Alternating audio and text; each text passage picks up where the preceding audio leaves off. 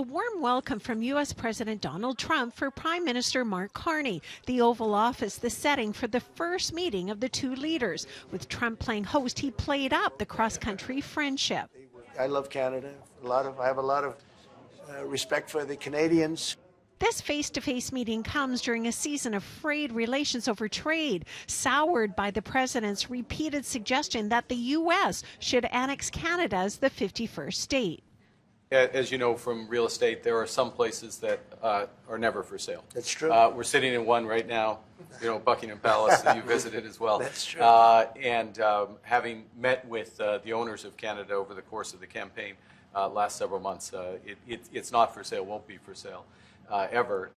Canada is stepping up the military participation because Mark knew, they were low, and now they're stepping it up, and that's a very important thing. But never say never. Never say never. I think he was very careful. I think he was trying his best to make that positive first introduction. This political science instructor says Carney navigated difficult waters with the U.S. president. With this president, it's so vitally important that this personal relationship be started on the right foot. So far, I think he's off to a decent start. Watching closely in the halls of the legislature were NDP ministers who, for the most part, liked what they saw from the Oval Office. Well, I think, quite frankly, the Prime Minister did a very good job of walking a very fine line and making it clear that Canadians have spoken, and never is never, and his message was pretty clear. I was just catching up on the video footage from the meeting. I think the Prime Minister held himself well there. I think what British Columbians, Canadians really are going to want to know is what happens in that room once the final discussion happens.